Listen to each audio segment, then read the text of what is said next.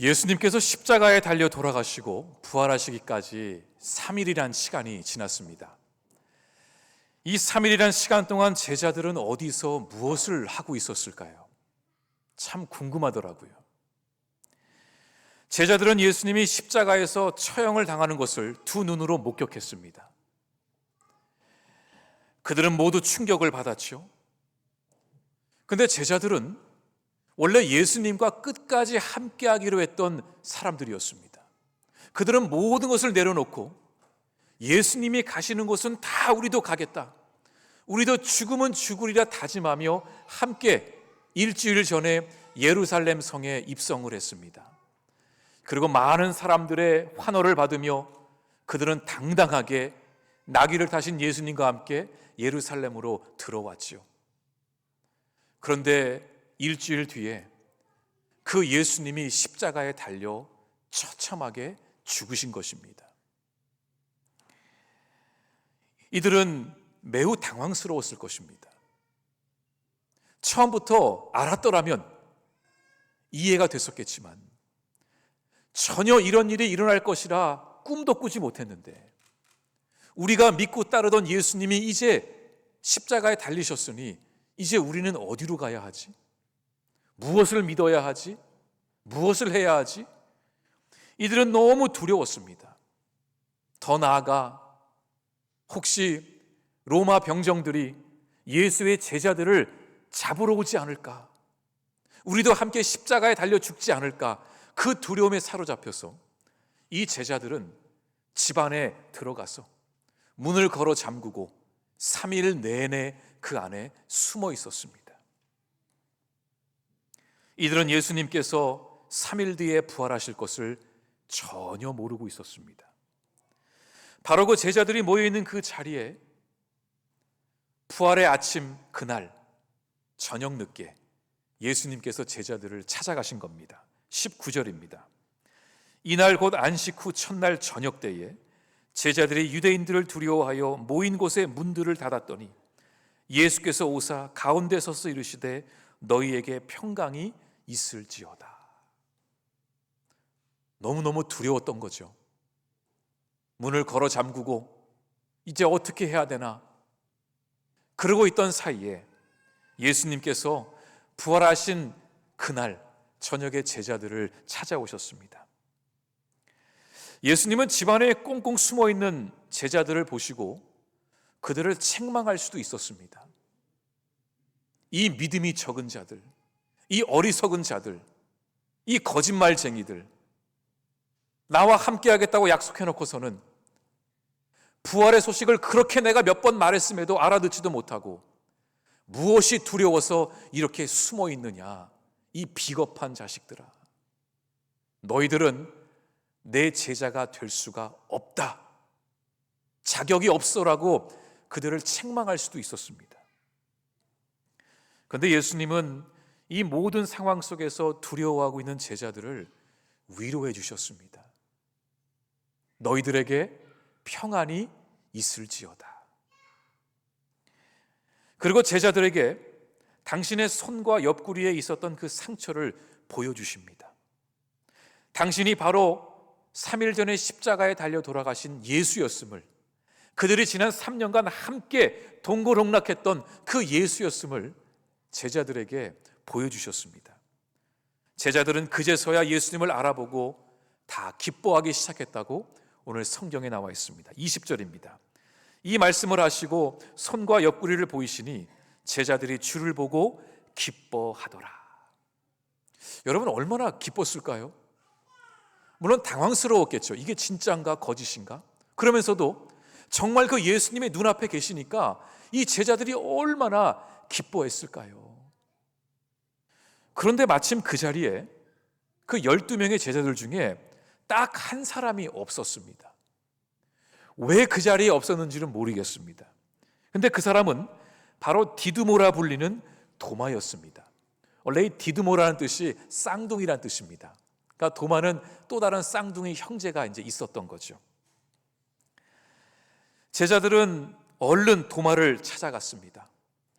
그리고 도마에게 예수님의 부활의 소식을 전했습니다. 도마야, 우리 예수님이 진짜 살아나셨어. 우리 모두가 눈으로 보고 예수님의 상처를 만져봤다니까. 그러자 도마가 뭐라 그랬을까요? 그 말을 믿지 않은 겁니다. 오늘 본문 25절에 이렇게 말합니다. 다른 제자들이 그에게 이르되 우리가 주를 보았노라 하니 도마가 이르되 내가 그의 손에 못자국을 보며 내 손가락을 그 못자국에 넣으며 내 손을 그 옆구리에 넣어보지 않고는 믿지 아니하겠노라 하니라. 도마는 확고했습니다.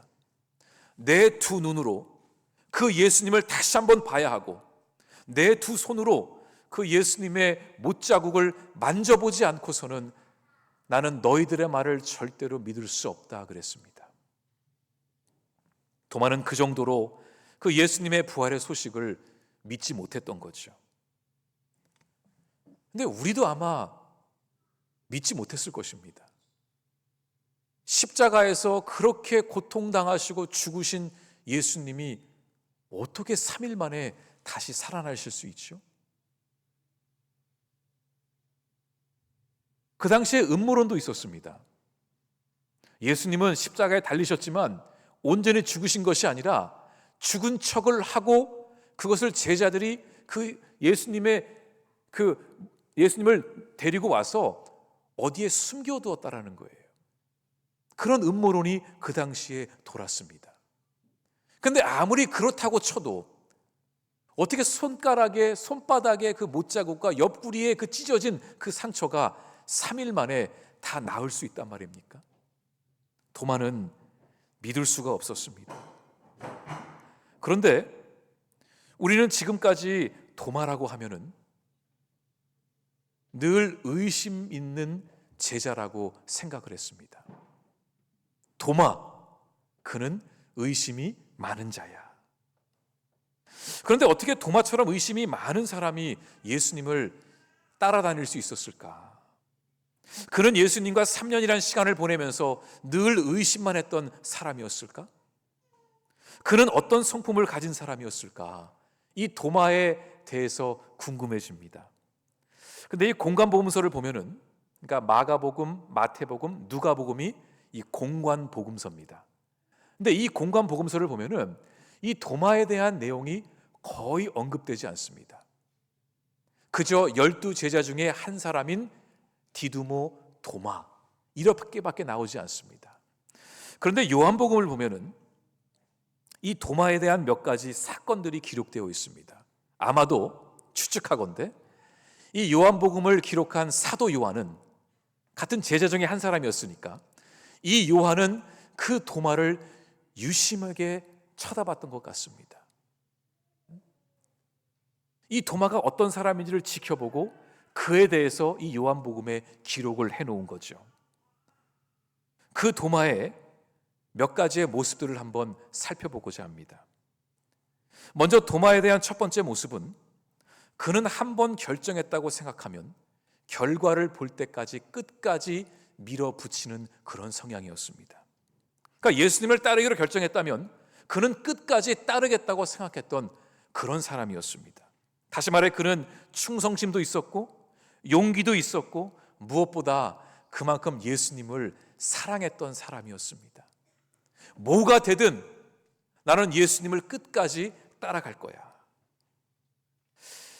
이 요한복음에 보면은 이 도마에 대한 이런 이야기가 있습니다.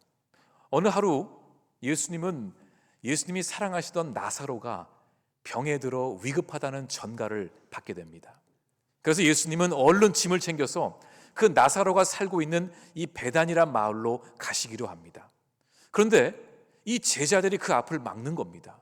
예수님, 지금 베다니로 가시면 안 됩니다.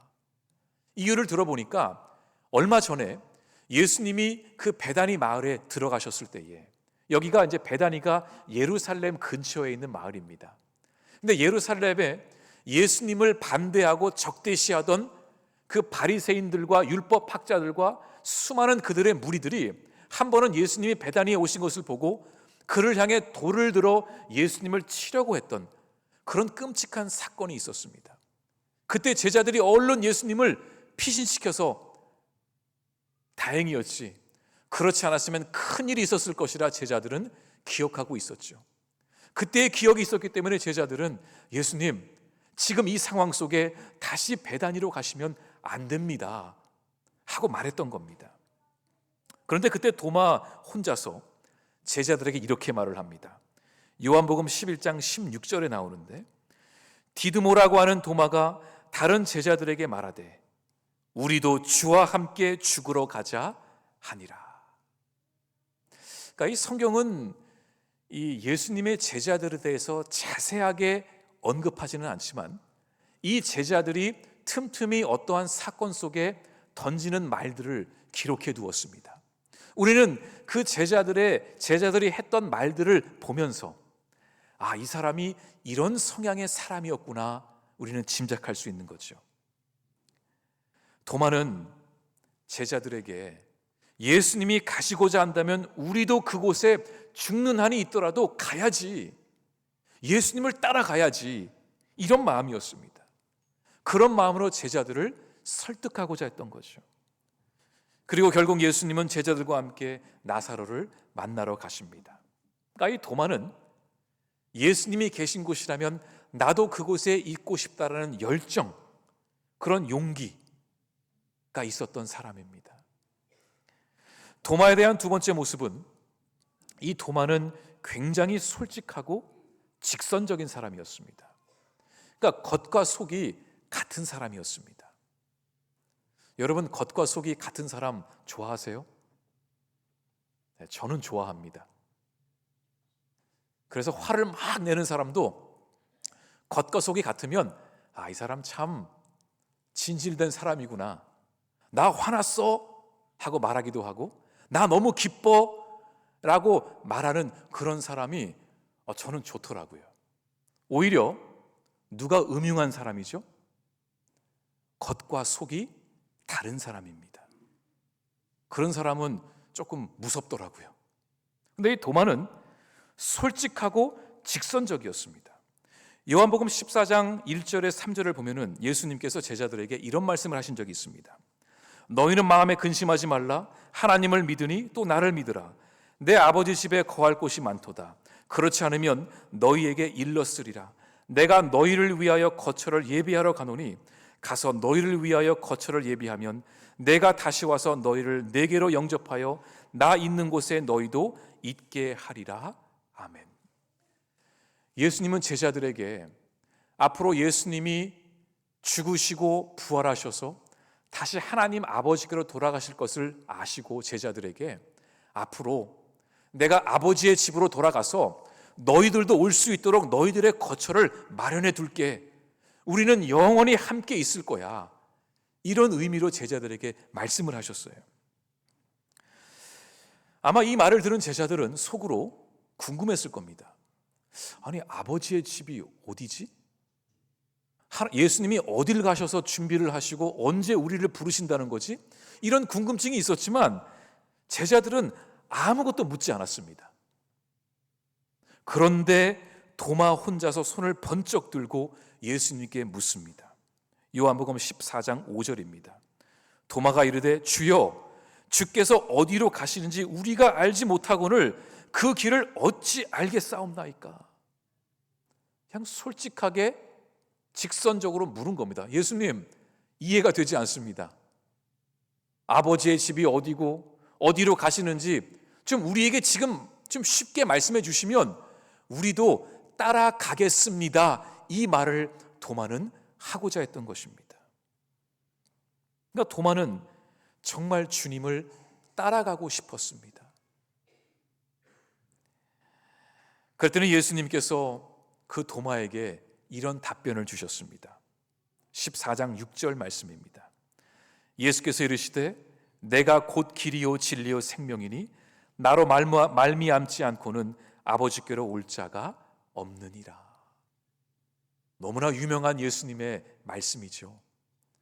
근데 이 말씀을 누구를 위해 주신 거냐면 이 궁금증 많고 솔직하고 직설적인 도마를 위해서 예수님이 주신 말씀이었습니다. 그리고 마지막으로 도마는 예수님의 부활 소식을 믿지 않았던 그 모습을 우리는 보게 됩니다. 어떻게 예수님이 부활하실 수 있는가? 그 의심을 떨쳐내지 못했습니다. 그런데 여러분, 우리가 곰곰이 생각해 보면 예수님의 부활의 소식을 믿지 않은 제자가 도마 혼자였을까요? 나머지 11명은 다 알고 있었을까요?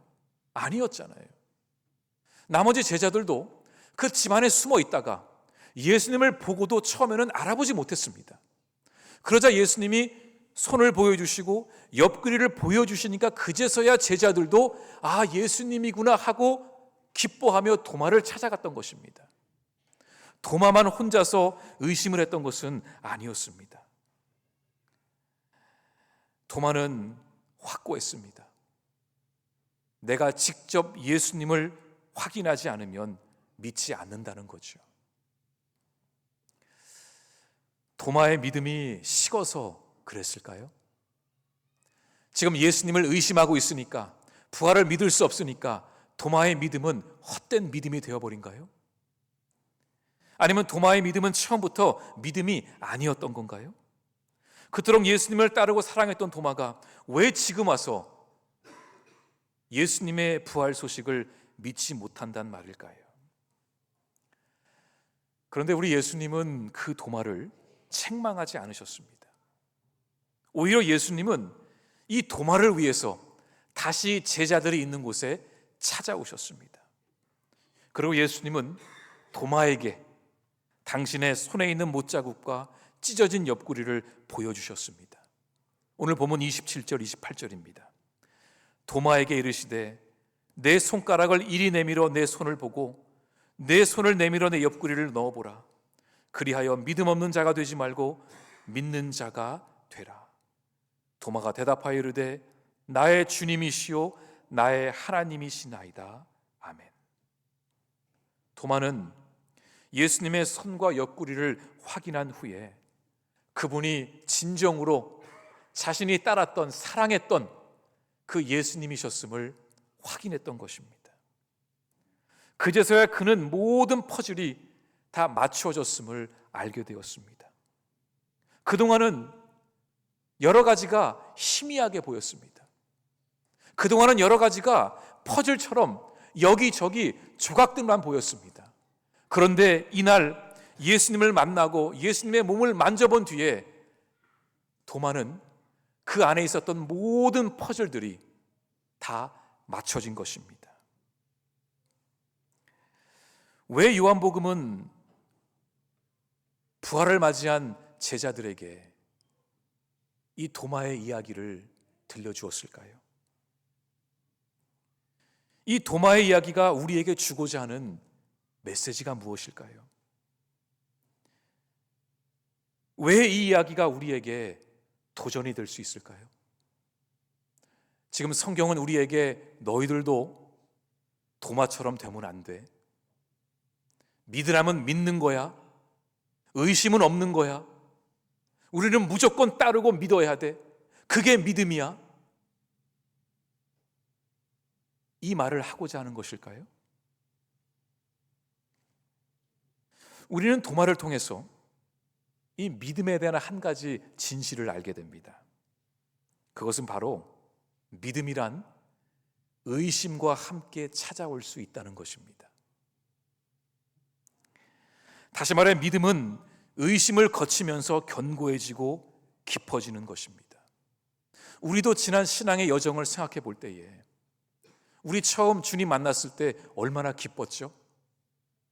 성령 세례받고 얼마나 감사하고 좋았죠? 처음 예수님 만났을 때는 너무너무 좋아서 뭘 해도 다 할 수 있을 것 같고 날마다 은혜가 차고 넘쳤던 적이 있습니다. 그런데 시간이 지나면서 한 개, 두 개의 사건들이 터지고 고난이 찾아오고 문제가 찾아오면서 우리의 마음속에 믿음에 대한 의심과 회의감이 찾아오지 않았습니까? 이거 내가 제대로 믿는 거 맞나? 내가 믿음의 사람인가? 정말 하나님 살아계시나? 이거 기도하면 응답이 있나? 이거 교회 가는 거 맞아? 교회 가나 안 가나 똑같은 것 같은데? 그런 의심과 회의가 우리 안에 찾아오지 않았습니까? 십자가의 사건이 정말 나를 위한 사건인가? 그런 궁금증이 우리 안에 분명히 있었을 것입니다. 예수님을 향한 사랑과 열정과 간절함이 있을지라도 우리 모두에게 의심은 찾아올 수 있습니다. 아니, 찾아오는 것이 정상입니다. 만약에 찾아오지 않는다면 그 사람은 하나님께 직통 계시로 이 믿음을 은사로, 특별 은사로 받은 분일 것입니다. 하지만 대부분의 성도들은 믿음 안에 의심도 함께 찾아옵니다. 어쩌면 열정이 더 많은 사람일수록 그 의심이 더 크게 찾아올 수도 있습니다. 왜냐하면 도마가 바로 그런 사람이었기 때문이죠. 완벽한 믿음은 모든 것을 다 믿는 것이 아닙니다. 이해가 되지 않아도 다 믿는 것이 완벽한 믿음이 아닙니다. 하나님을 향한 회의감과 불신이 찾아올 수 있습니다. 내가 주님을 믿는데 왜 나에게 이런 일이 찾아옵니까? 이런 질문을 던지는 것이 신앙인입니다. 하지만 그런 나의 모습을 책망하거나 부끄러워하지 마십시오. 왜냐하면 그 과정을 통해서, 그 의심의 과정을 통해서 우리의 신앙은 점점 다져지고 견고해질 것입니다. 그 과정을 통해서 우리는 하나님이 누구신지를 조금씩 알아가게 될 것입니다. 사건과 사건을 겪으면서 하나님의 섭리를 깨달으며 우리의 믿음이 신앙이 자라는 것이죠. 21세기 복음주의 신학을 대표하는 이 영국 신학자인 이 앨리스터 맥그라스가 이 신앙의 의심에 대해서 이런 고백을 했습니다.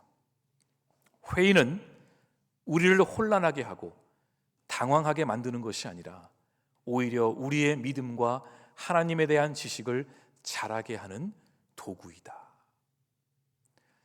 성경 말씀은 아니지만 마음에 와닿는 말입니다. 믿음은 의심을 이기는 것이 아니더라고요. 의심 속에서 붙들고 가는 것이 믿음입니다. 하나님은 그래서 의심 가운데 있는 제자들을 책망하지 않으셨습니다. 믿음이 성장하기 위해서는 의심도 함께 찾아오는 것을 우리 예수님도 아셨기 때문이죠. 그리고 하나님은 의심 가운데 있는 우리들을 찾아오셔서 때때로 확인시켜 주십니다. 그러니까 우리가 의심 속에 있다고 우리를 그냥 홀로 내버려 두지 않으십니다. 우리 안에 의심과 두려움과 회의감이 찾아와도 때에 따라 주님이 찾아오셔서 우리의 마음속에 우리가 걸어가는 길이 맞음을 하나님은 보여주십니다.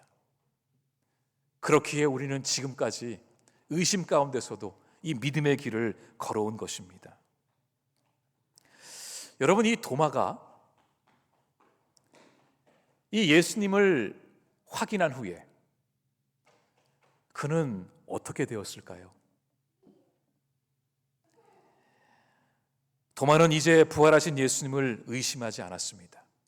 분명히 예수님을 보았고 만졌고 마음속에 확신을 얻었습니다. 도마에게는 이제 한 가지밖에 남지 않았습니다. 주님 예수를 끝까지 따라가야지. 주님이 땅 끝까지 복음을 전하라고 했으니 그 사명을 붙들고 도마는 정말로 땅 끝까지 가서 복음을 전하는 사람이 됩니다. 도마는 이 일 이후에 예루살렘을 떠나서 동쪽을 향해 땅 끝까지 가게 됩니다. 우리가 지도를 머릿속에 그려보면 예루살렘에서 동쪽 끝까지 가면 어디가 나올까요? 조금 동쪽 아래로 내려가면 인도가 나옵니다. 도마는 바로 그곳을 갔습니다. 7,500km, 6,500km가 떨어진 거리였으니 아마 1년은 넘게 걸렸을 것입니다. 그리고 그곳에 가서 예수를 전하다가 순교를 당하게 됩니다. 도마의 성품을 생각해 볼 때에 그는 그러고도 남을 사람이었습니다. 한 번 믿으면, 한 번 결정했으면 끝까지 가는 그 열정과 용기의 사람이었기에 이제 모든 것을 알게 되었으니 예수를 위해 한 생명을 바치기로 한 것입니다. 그리고 도마가 죽은 그 자리에, 그 무덤 위에 사람들은 교회를 세우게 됩니다. 그리고 그 교회를 실제로 1200년도에 이 서방에서 건너온 그 탐험가 마르코 폴로가 그 인도에 있는 도마의 교회를 방문하게 됩니다. 그러니까 1200년대에 갔으니까 아마도 제가 추측하기에는 몽골을 거쳐서 아마 징기스칸을 만나고 아마 아래로 내려와서 인도로 간 게 아닌가 혼자 한번 생각을 해보았습니다. 여러분, 우리에게 의심이 찾아와도 두려워하지 마십시오. 내 믿음에 대한 회의감과 궁금증이 찾아와도 여러분 두려워하지 마십시오. 의심이 찾아왔을 때에 하나님이 나를 향한 그 계획이 있음을 믿으며 그 의심을 뛰어넘어 하나님이 기뻐하시는 믿음의 사람으로 나아갈 수 있기를 간절히 바랍니다. 참으로 힘든 때를 우리는 지금 보내고 있습니다. 모든 것이 뒤죽박죽이 된 것 같고 무엇이 진리인지 가짜인지 헷갈리는 것 같기도 하고 거기다가 어려운 경제 속에서 우리는 힘들게 살아가고 있습니다. 먹고 사는 게 힘드니까 우리의 믿음도 더 쉽게 갈대처럼 흔들리기도 합니다. 그런데 여러분, 이때에, 바로 이때에 우리는 하나님을 온전히 바라보아야 합니다. 의심이 찾아오고 불안감이 있고 두려움이 있지만 우리의 삶을 통해 역사하실 하나님의 그 계획을 믿으며 이번 한 주도 여러분 말씀과 기도로 힘차게 담대하게 나아가시길 간절히 바랍니다. 같이 기도하겠습니다. 사랑과 은혜가 충만하신 하나님, 부활주를 맞이하여 우리 사랑하는 프랑교의 모든 교우들 이 한 자리에 모였습니다. 하나님, 이 시간 우리가 말씀을 통해 들은 것처럼 우리가 믿음의 길을 걸어갈 때에 그 어떠한 의심과 회의감과 두려움이 찾아올지라도 이미 우리는 주님께 선택받은 백성들이며 하나님의 자녀임을 굳게 믿게 하셔서 흔들리지 않게 하시고 하나님을 온전히 바라보며 그 믿음의 길을 걸어가는 우리 모두가 되게 하여 주시옵소서. 의심을 통해서, 회의를 통해서 주님을 더 멀리하는 것이 아니라 우리의 믿음이 더 견고하게 다져지는 그런 우리의 믿음이 되게 하여 주시옵소서. 우리 사랑하는 프랑기 교우들, 이번 한 주도 영적 싸움에서 승리하게 하시고 말씀과 기도를 붙들고 담대히 나아가게 하여 주시옵소서. 이 시간 주님, 세례식과 입교식을 거행하고자 합니다. 성령께서 함께 하셔서 우리의 마음을 열어주시고 하나님의 자녀됨의 기쁨을 우리가 함께 누릴 수 있는 그 은혜를 이 시간 허락하여 주시옵소서. 이 모든 말씀 예수님 이름으로 기도드립니다. 아멘.